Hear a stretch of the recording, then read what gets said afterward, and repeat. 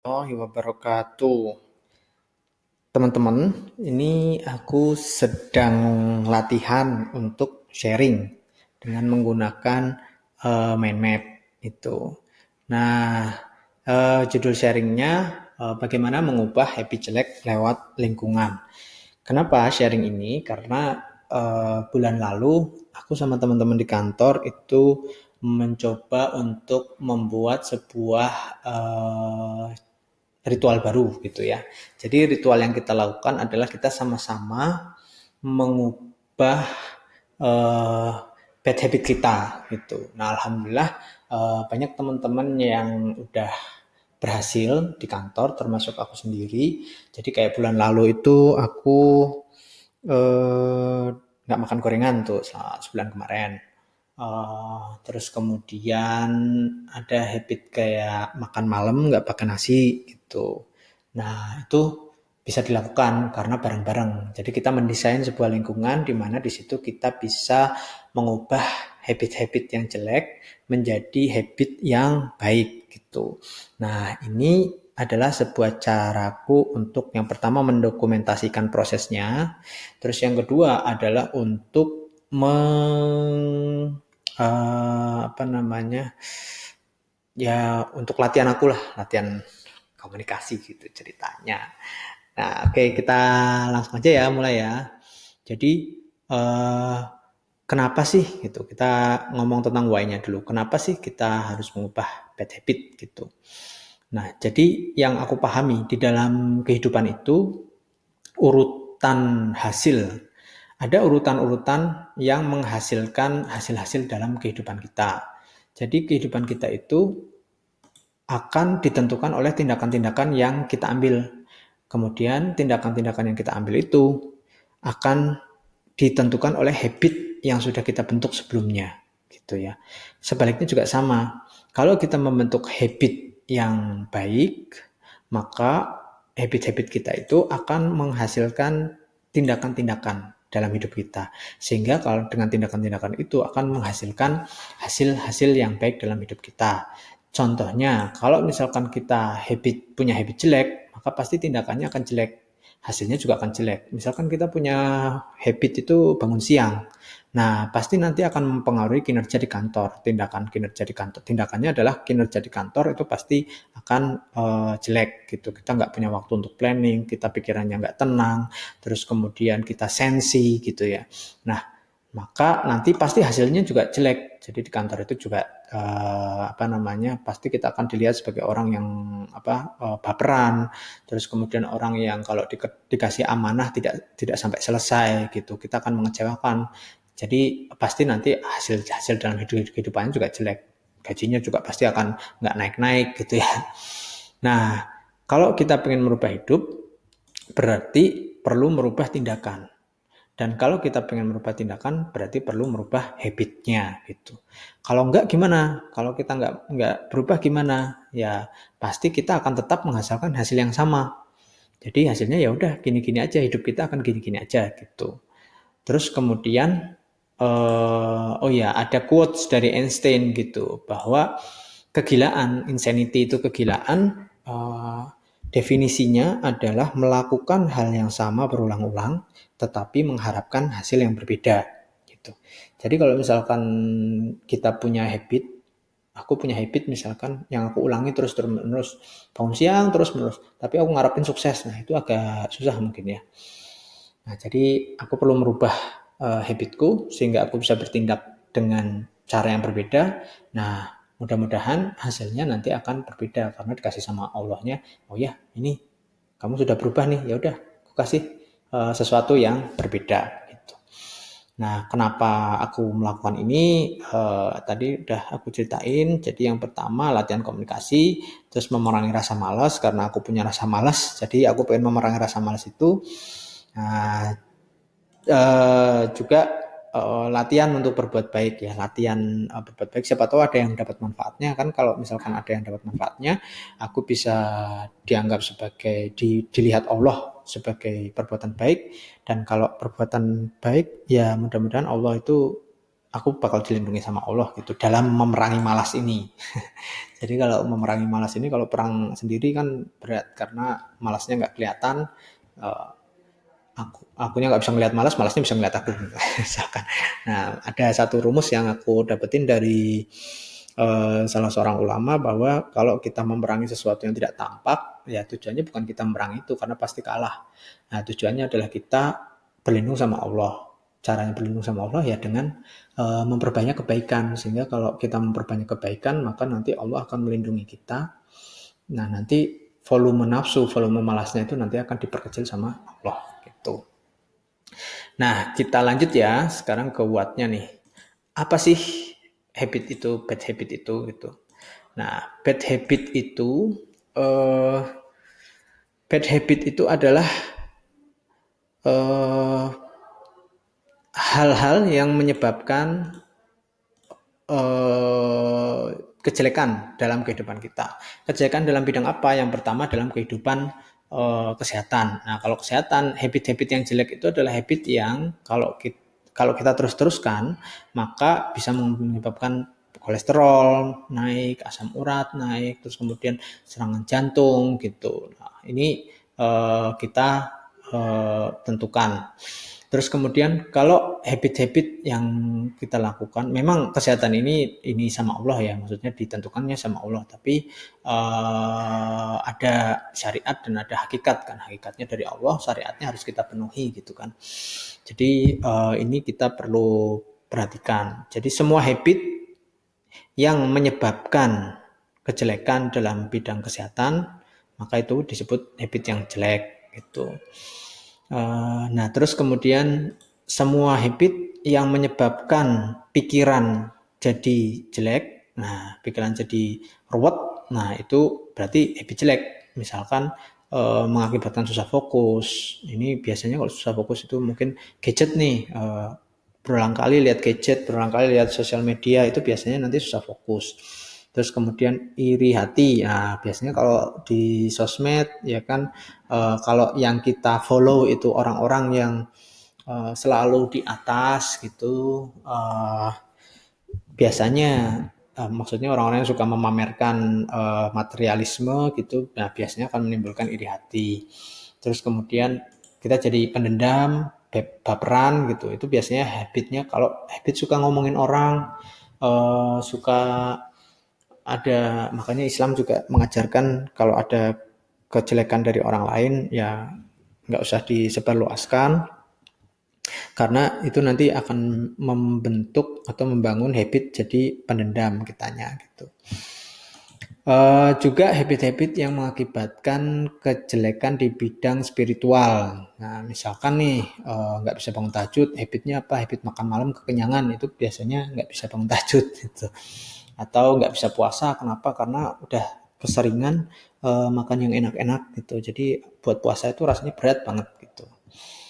Nah, ada juga habit-habit yang mengakibatkan produktivitas jelek, sehingga kinerja di kantor menurun, terus kemudian susah ngambil keputusan secara cepat gitu. Jadi produktivitas juga menurun.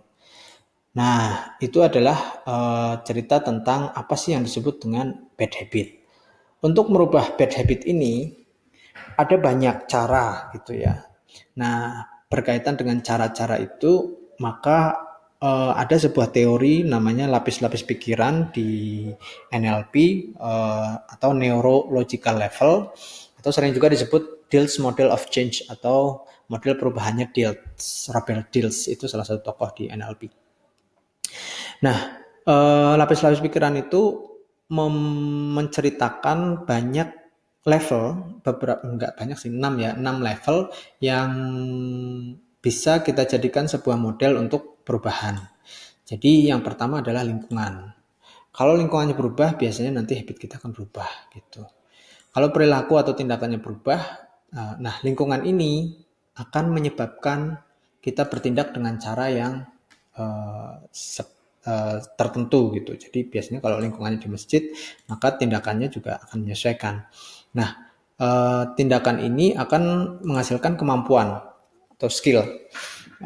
Jadi kalau kita sering latih itu, maka akan jadi skill. Kalau misalkan skill itu, maka kita akan punya keyakinan-keyakinan atau kepercayaan-kepercayaan yang bisa menghasilkan ini. Nah, di sini keyakinan atau kepercayaan ini akan membentuk identitas. Identitas ini nanti akan memberitahuan kepada kita apa sih peran kita di dalam dunia yang luas ini gitu. Kenapa kita ada gitu ya. Tujuan kita apa gitu. Ini adalah dalam spiritualitas. Dan model ini sangat bermanfaat untuk menjelaskan proses-proses yang lain. Misalkan kalau misalnya kita berubah dari sisi tujuannya, purpose-nya, spiritualitas kita berubah, maka pasti identitas kita juga akan berubah. Kalau identitas kita berubah, maka kita punya keyakinan, kepercayaan atau belief-belief yang pasti berbeda dengan yang sebelumnya.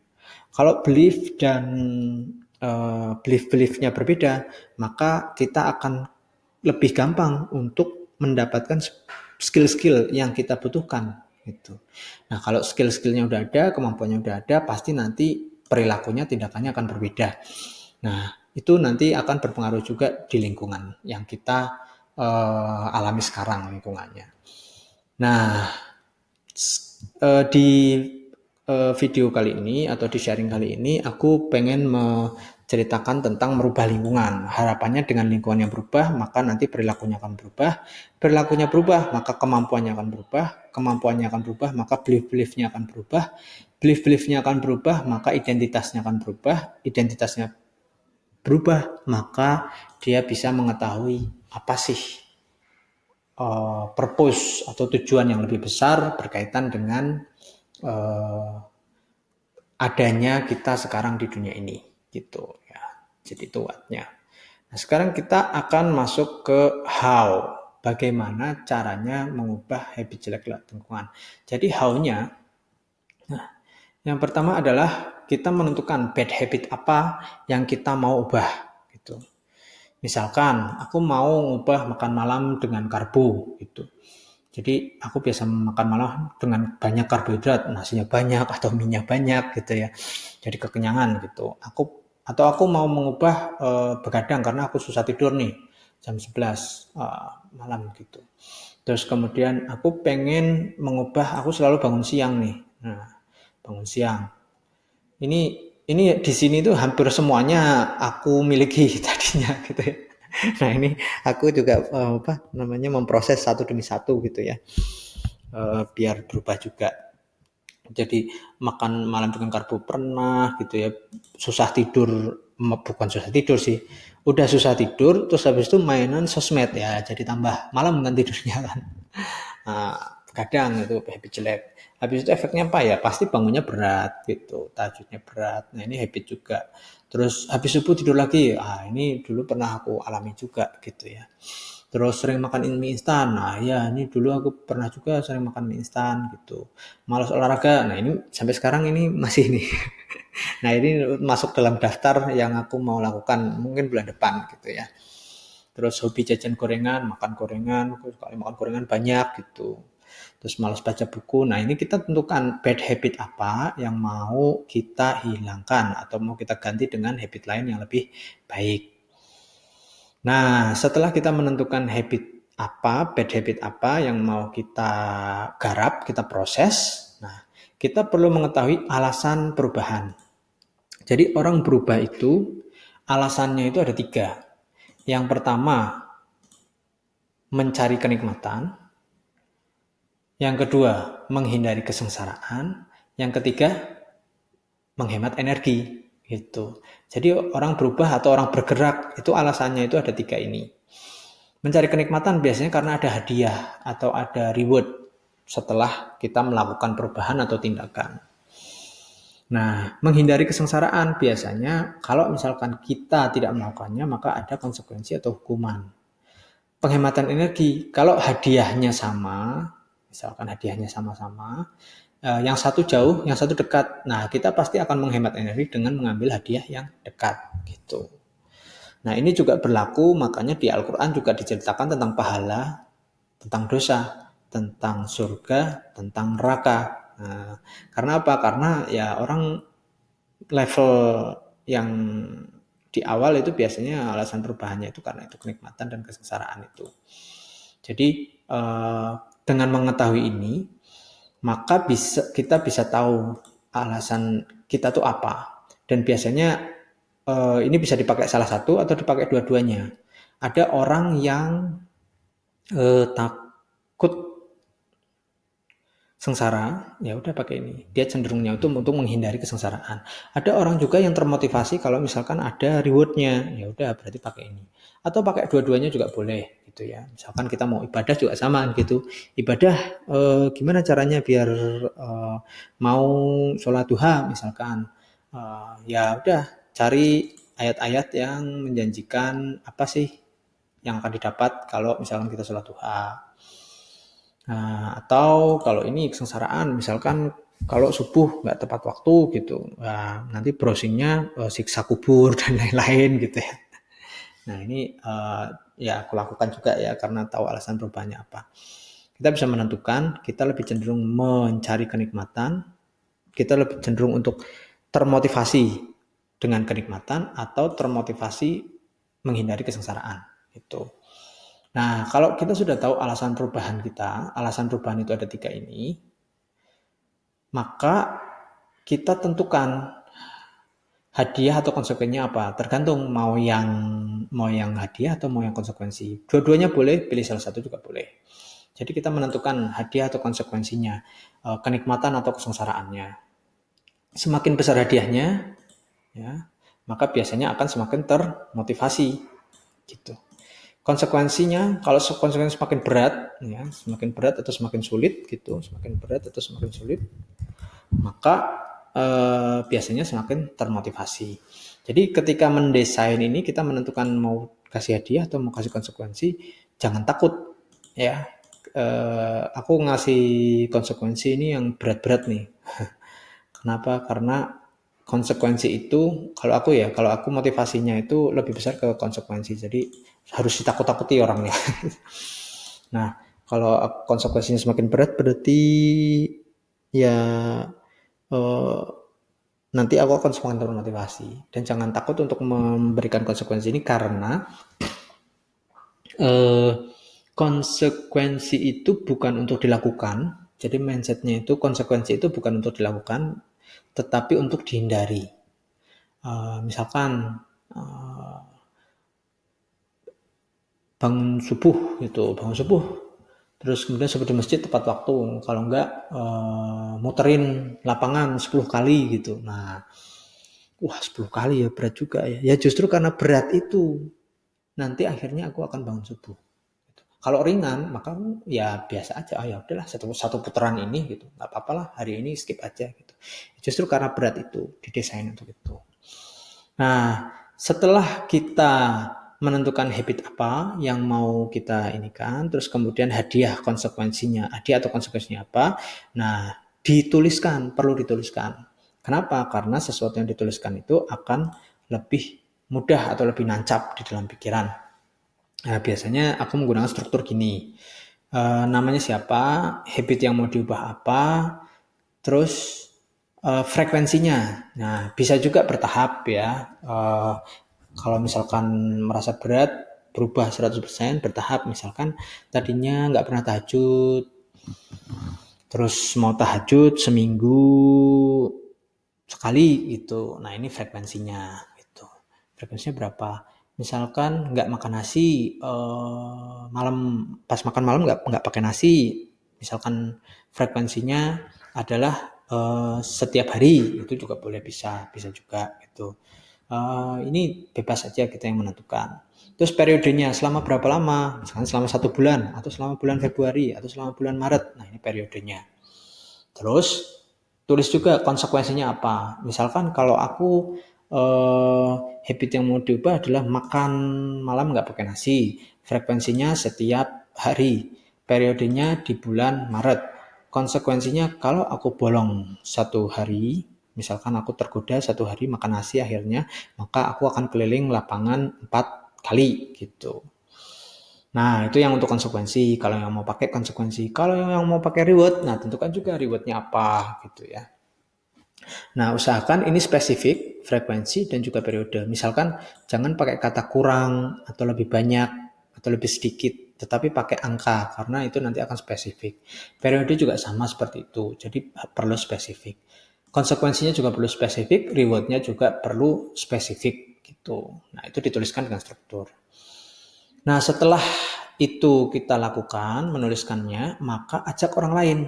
Kenapa? Karena ini kita ingin mendesain lingkungan yang akan mendrive perubahan kita.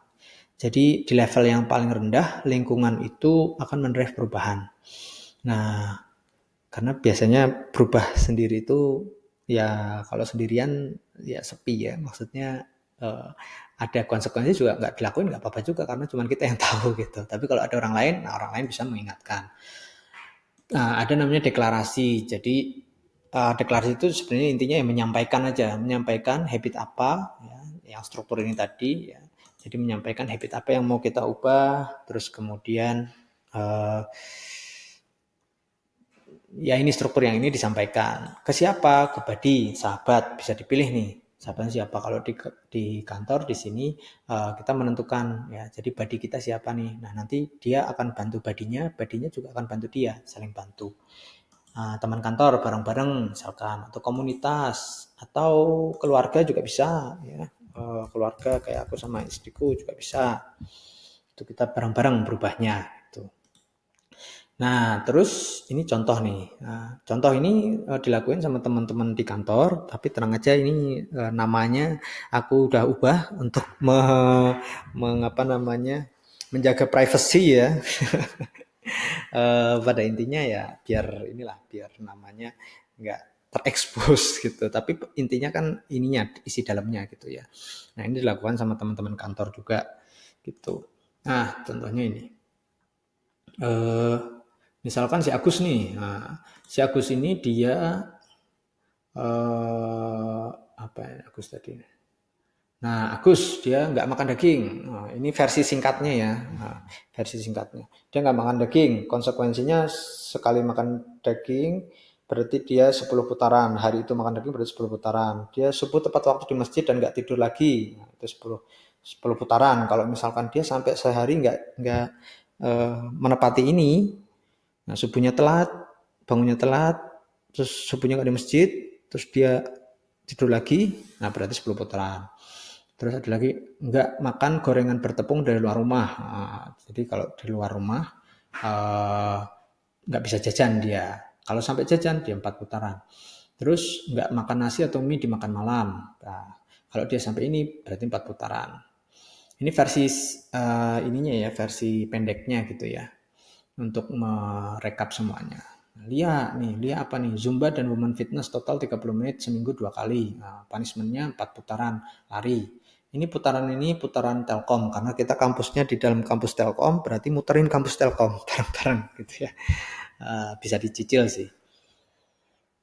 Terus kemudian Mita nggak nasi nggak mie di malam hari punishmentnya lari 2 putaran. Nah, tidak boleh mengeluh apapun kondisinya. Setiap kali mengeluh dan lupa nggak diralat gitu atau tidak direvisi dengan syukur maka push up 100 kali. Kurangi makan gorengan. Nah ini kurangi. Ini adalah contoh yang eh, kurang tepat. Jadi akan lebih baik kalau spesifik. Kurang itu berapa banyak gitu ya. Karena semakin spesifik nanti akan semakin mudah menentukan gitu. Terus ini Ati beli buku dan sesuaikan bacaan setidaknya 50% gitu. Senin, Selasa, Rabu, Kamis tidur di bawah jam 11 malam. Nah, di luar itu dia tidurnya pengen di atas jam 11 malam. Dia 1 putaran. Ini olahraga 1 minggu 5 kali, durasi 15 menit. Ini ya. Januar, tahajud minimal dalam seminggu 3 kali. Kurang dari 3 kali, push up 30 kali. Santi, olahraga seminggu sekali. Punishment nggak boleh tidur lagi selama sibuk semua. Ini berarti kalau biasanya dia tidur setelah subuh gitu ya. Tapi ya nggak apa-apa. Ini kan untuk melawan diri sendiri ya. Jadi ya, silakan aja ditentukan. Budi, olahraga pakai aplikasi setiap hari. Punishment jogging 6 km. Wah. Dina olahraga 30 menit setiap hari sebelum kerja, setelah kerja. Punishment keliling lapangan Tegalika 7 kali dan nggak boleh makan makanan yang disukai. Oh, gitu. Ups, ini udah timernya udah lebih dari 25 menit ya. Oke, ini contoh-contohnya. Saya nggak akan panjangin karena sudah lebih dari 20 menit. Terakhir, what if ya? Apa yang akan terjadi kalau misalkan, nah ini diterapkan dalam hidup Anda gitu ya. Jadi Anda bisa bayangkan apa yang akan terjadi gitu. Misalkan habit jeleknya itu apa yang dalam hidup yang sekarang sedang kelihatan gitu. Nah kalau habit jelek itu hilang, efeknya apa sih? Apa yang akan dicapai? Apa yang akan didapat? Apa yang akan kondisinya itu akan berubah seperti apa gitu.